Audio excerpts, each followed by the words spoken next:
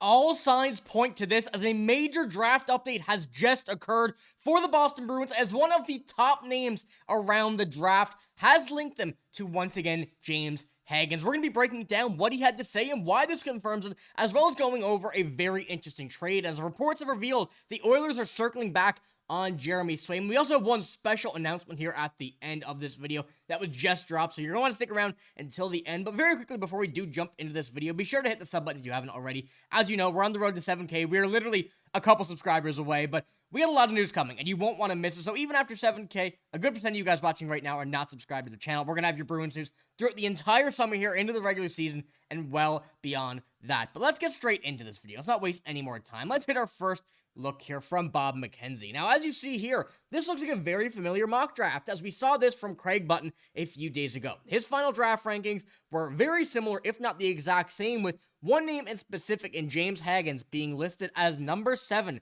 to the Boston Bruins. Now, this is very interesting because James Hagens was originally believed to be someone who was going at one point first overall, then dropped down to second. Now, at this point, only a couple days away from the draft, listing him at 7th overall, and Bob McKenzie has shared a few thoughts here on this, and we're going to jump into his first quote here from the TSN article. Meanwhile, Boston College center James Hagens was heading in the opposite direction. He went from number 1 preseason to number 2 midseason and number 7 in the final rankings. Now, this is one thing that I feel like we've spoken a little bit about, but this is one thing that I do not think is on James Hagens at all. His performance this year was pretty solid overall, and I think he's a player that will certainly be a very good fit wherever he does go.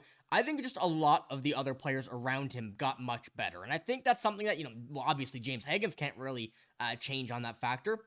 Now, James Hagens was already someone who seemed to be above the level a lot of players in this draft, but ultimately everybody seemed to catch up, and it really makes sense of why we're here now and where James Hagens is currently going at number 7 in kind of that area and realm of projection. And when we move on to Craig Button's here, or I guess the list of every single one of them with Craig Button here has him listed at 8, of course, as we remember a few days ago, but apart from that, everybody still has him listed through 3 to 5, realistically out of the Bruins range, and in a very, very good spot to be able to, get drafted by any of the teams in front of them. But as we do see from TSN's head of hockey scouting, Craig Button, and Bob McKenzie, who has done this for so many years, been very, very good on the topic, I guess we could say, over the last little while. Even though there are a few other names here that are very important to kind of keep in mind and whatnot, and although James Hagens still may easily go before 7, 2 of the top, in my mind, prospect,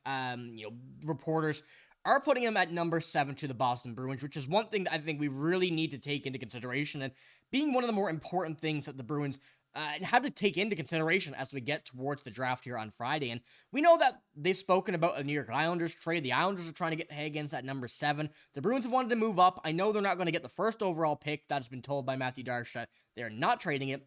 But there are still so many moves that could be made by not just the Bruins, but across the NHL to make any team move up or down. The Bruins may choose to move down. If the deal is right, they may move up. But as of right now, James Hagens is one player that I'm sticking with for the time being, as he's just a phenomenal player. 37 points in 37 games here with Boston College. But apart from that, he's just been a player that has been very consistent over his years. And you see there with the National Development Program as well.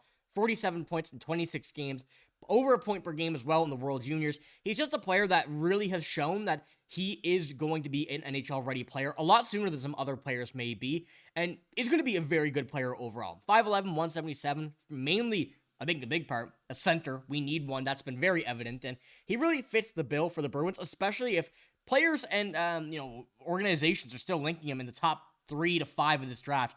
It's something that if you get James Hagens dropped to you, you almost have to take him. So I want to know what you guys think about here in the comments below, and the idea where we currently stand with James Hagens, with Bob McKenzie pointing it out, because I think that at this point we see our 2 big prospect reporters putting him at 7 and 8. I trust them a lot more than some of these other, I don't want to say non-credible, but a little bit less credible just because they haven't been around the game so long, reports from across the NHL. So let me know what you think about that as well, because I'm very curious. I know a lot of people were not really big fans of James Hagens in this specific case. Now, one thing I wanted to add before we do get into our next topic here, I want to pull up this tweet from Scott Wheeler of The Athletic, or not tweet, excuse me, article from The Athletic from Scott Wheeler. Everyone I've talked to in the last week or so seems to think O'Brien, Martin, and Hagens don't get past the Flyers or the Bruins at 6 and 7, yet one of the top 8 guys has to go outside of the top 7. I've also heard the Bruins have looked into moving up. I do think it's interesting that the Flyers and Bruins seem to be like the same 3 guys, picked back to back. Though, and Hagens just makes so much sense for the Bruins that a high-end piece to build around if he's there. Now, putting that into kind of consideration that the Bruins have tried to trade up, as well as kind of going over here and looking at the offense that they've kind of had the opportunity to have this season, and of course changes will be made here, and as you see, the entire left side are free agents. I would say most, if not all of those, will be re-signed, but fitting James Hagens into this lineup as well, whether or not he'll spend another year at Boston College, I think fits really well. We know they like their Boston College guys. Dean Letourneau is there currently playing on that team. Didn't have a great year, but you get to see him. You get to see him local, and I think it's a very important thing that the Bruins are trying to consider here with this team. So let me know what you think about that. But let's move on to our next topic here. And I do have another article to pull up here from RG Media. They've been very active as of late, and this comes from Bruins Insider. According to RG Media, Stan Bowman was in talks with the Bruins, possibly regarding the acquisition of Swayman during the previous season, and now there are talks that he may circle back. Now, Jeremy Swayman, we know, had a very bad season last year. There's no surprise by that. Following the 24-25 season, the Bruins have very little faith in him, this report says, and his abilities, and now there's speculation the Oilers may once again call the organization in regards to him. Now, we've seen some reports here that they may try and trade Swayman to move up to 4th overall. I think that's crazy. You don't have another goalie right now that can jump in and be your star goalie. Yes, he was really bad this year, but that don't mean he's going to continue that. But I do think this is just genuinely crazy that you're seeing Jeremy Swayman being linked to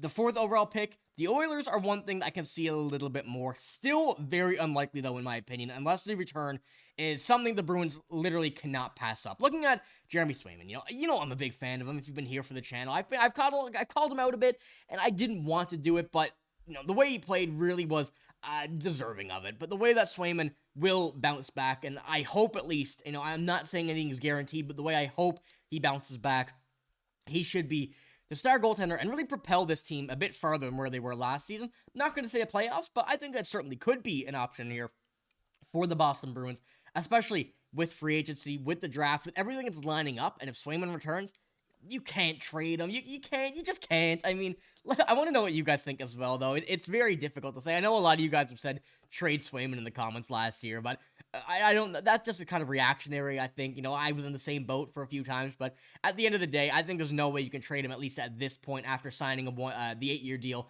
1 year into it really wasn't great. I think this year will kind of determine that, but right now, you just can't. So, as I mentioned earlier, let me know what you think about that. But as I mentioned earlier, we do have a little special announcement. Now, it's not from me, of course, but Zdeno Chara has made it into the Hockey Hall of Fame. This literally came out, I would say, about 10 minutes ago, just before recording. I wanted to throw this in the end video, say congratulations, and of course, a very deserving legend, Bruins legend in the Hall of Fame, another one adding to that very, very long list. And I just want to say congratulations. We know what he's done here, and it was absolutely deserving. And finally, we're seeing him, and hopefully we see Bergeron here in a couple of years as well. And when we see a Marchand retirement, we're going to have a lot of these Bruins that we were very familiar with over the past few seasons in the Hall of Fame. But let me know what you think about all of this news here today. I think Hagens is really all but drafted here with the Boston Bruins at this point. Now, of course, a lot of things can change from here until Friday. A lot of teams, I'm assuming, are going to be in on James Hagens.